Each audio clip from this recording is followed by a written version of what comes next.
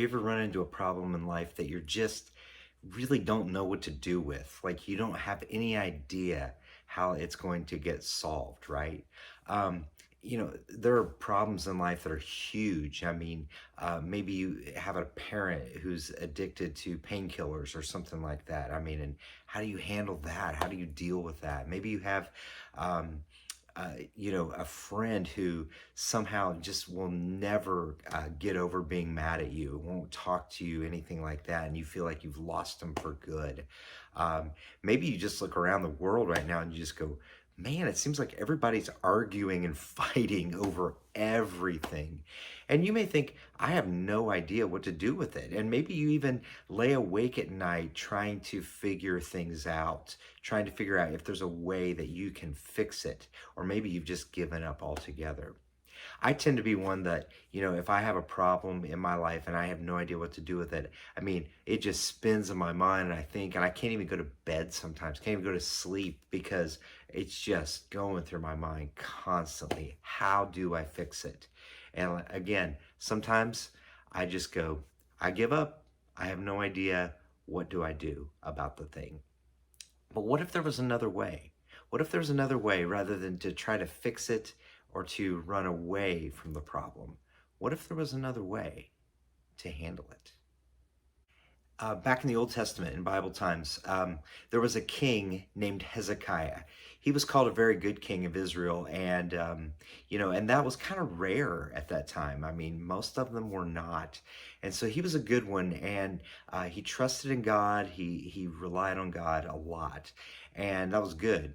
But he ran into this situation one day where there was this nation called Assyria, and they were attacking his country. And they had surrounded the capital city, and Hezekiah was inside.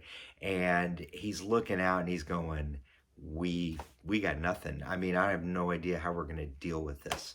And this king of this other country who's outside attacking him sends him this letter, and it's a very threatening letter. It's like, "Listen, we've attacked all these other countries. We've destroyed them all. We've taken them over, and they all had gods, and these gods didn't save them. So what makes you think that you're going to be able to survive this one, Hezekiah?"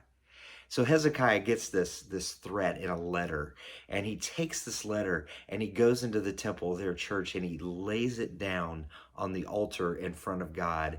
And it's kind of like he just goes, "God, what do I do with this? I don't know what to do with this. This is an impossible situation." And he just lays it all out there before God, and he presents it there and he says, "God, if there's anybody that can handle it, it's you. I've seen you do it before. I've got nothing here. But look at this. I'm going to lay it all out here before you, and here's the situation."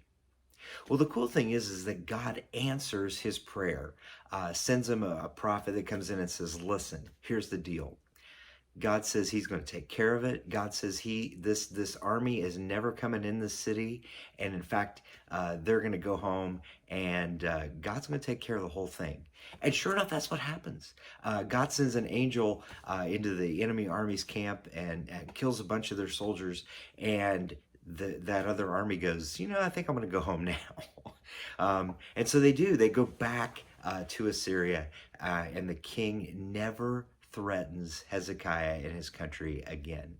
What a cool story. But it all started by Hezekiah saying, "I got nothing. I don't know what to do with this." And he lays out his prayer in front of God and says, "You're the one that I need to take this to." So there's the idea for us. We don't know what to do with the situation. Rather than trying to fix it, rather than just giving up and saying, "I throw up my hands, I want nothing to do with this." Maybe rather than doing that, maybe we lay it out before God. Maybe we just say, "Hey, God, I don't know what to do with this. This is the situation." I mean, you could write it down if you want, and you could put it on a piece of paper and lay it out there before him. That's a way to do it. But maybe just in your mind, as you talk to God, maybe just say, "God, here's the deal. I have no idea. Don't know what to do, but I know who to bring it to. And so that's what I'm doing." There's no guarantee that God's gonna act in some big way like he did for Hezekiah. He might, He might not. Um, but there's one thing that I've noticed as I have done this lay it out prayer, I've gotten peace.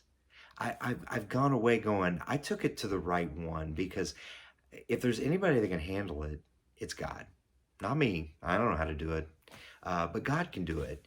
And if there's anybody to take it to, it's Him. And I've come away going, you know what? I don't have to fix everything. And I don't have to run away from all the problems of life. I have somebody that's listening to me, that cares about me, that I can just lay out my problems in front of Him and say, God, I'm going to give this to you and let you handle it and let you work through it. And I'm going to trust that you will take care of me as I deal with this. Gives me tremendous peace. I think it would for you too. And so I encourage you, next time you have this problem you have no idea what to do with, lay it out there before God.